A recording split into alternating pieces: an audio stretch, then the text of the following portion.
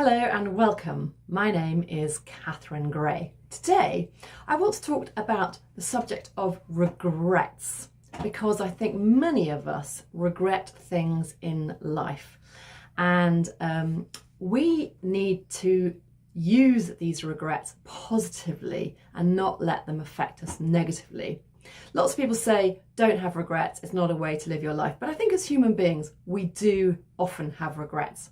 So it's not about not having them, it's about using them to your advantage. I want to think about a time period of say the last 12 months and ask you to review in terms of dating, because that's what we're here for, whether you have any regrets. Now, if you do, I want you to try and learn from them.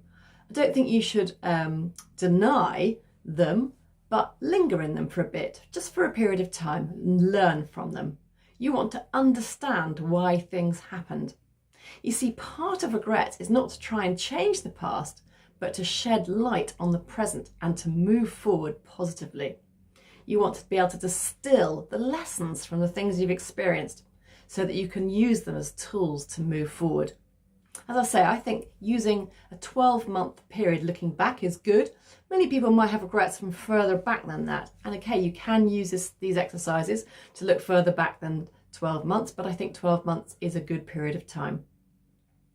So let's look back and think what things that you have in terms of dating. Of course, you can use this exercise for other things as well, that you wish had been different.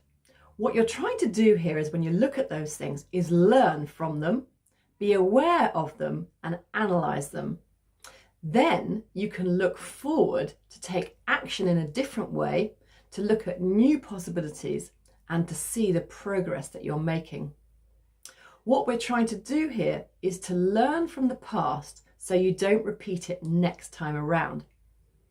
Let's look back and see from last year, what did you envisage would happen and what actually did happen? What disappointments and regrets did you experience? And how could you do something different going forward into the next 12 months that would mean those things don't happen again? It's quite useful to write this out and maybe under the headings of over the past years, I'm proud of the following things, write those down, and I regret the following those things and write those down. And see if there are any recurring themes. So let's look at a few examples in terms of dating. Perhaps you've got too close to somebody without the right level of commitment, and as a result, the relationship broke up and you are finding it difficult to move on. So you might analyse that and think, well, maybe it wasn't appropriate to get as involved as I did. And that's something that I now regret because I've perhaps been really hurt, and I'm going to ensure that next time round I take the friendship slower so that if it doesn't work out, I don't get so hurt. Perhaps you didn't contact somebody and then you discovered that actually you should have contacted them, but they're now in a relationship. So again, that would be something that you might regret, but you can analyse why you didn't contact them. What did you do that stopped you from contacting them?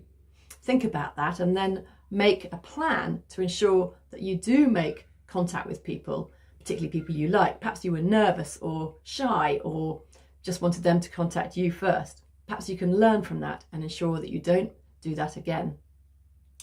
What about not making headway with any dates, not taking action because of your fears? Really worth analysing what those fears are, because if that's something you wanted to move forward with and you haven't because of fear, then you don't want to get stuck doing that again in this next year. I want to encourage you that we as Christians have a God who tells us that his mercies are new every morning. And he also says in the Bible, behold, I am doing a new thing. So just because things have happened in the past doesn't mean they're going to happen in the future. But it is important that you learn from what's happened. And I hope this session gives you food for thought and will enable you to do that. That's all for now. Thank you. Bye-bye.